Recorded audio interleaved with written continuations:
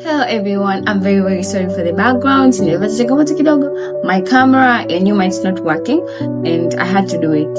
Kwa episode 1.2 ni kupunguza magonjwa yasiyoambukizwa.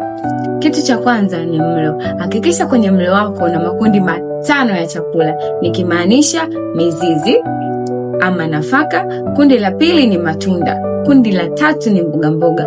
Kundi la 4 ni jamii ya mikunde na asili ya wanyama. Kundi la 5 ni mafuta. Na mwili huaga unafanya kazi ya kumeng'enya chakula hicho. Ndio maana hapo ameandika zege halilale. Cha pili ni kula vyakula halisi.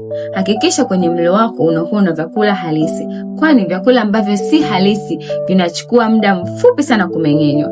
Hapo amesema usiongeze sukari kwenye vyakula au vinywaji.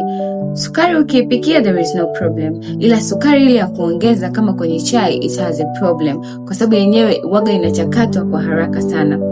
Cha pili, usikamue matunda ili kutengeneza juice.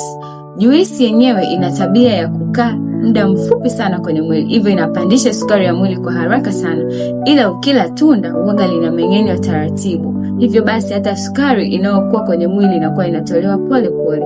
Cha tatu, usikoboe nafaka. Magamba kwenye nafaka, matunda na mboga huzuia sukari isitiririke haraka tumboni. Kwa hiyo ukikoboa unapoteza protini, vitamin na madini yaliyo kwenye magamba, hivyo basi kupelekea sukari hiyo kuingia haraka sana kwenye mwili. Sehemu ya 3, usitumie mafuta mengi. Mafuta yana tabia ya kunasa kwenye ile mishipa ambayo inapeleka damu.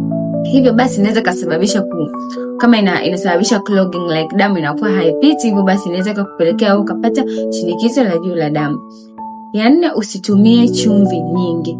Chumvi yenyewe unatakiwa utumie kijiko kimoja tu kidogo cha chai kwa siku. Hiyo ni kwa mtu mmoja, kwa sababu ikizidi sana huaga ina tabia kuongeza msukumo wa damu, hivyo basi kupelekea shinikizo la juu la damu. Kula tu kiasi ili usinenepe. Hapa wametuwekea formula ya kujua ni uzito gani ambao unakufaa wewe. Unatakiwa uchukue, yani urefu wako toa 100. Mfano, mimi nina urefu wa 156. Hivyo basi nitachukua 156 kutoa 100 nitapata kilo 56. Hivyo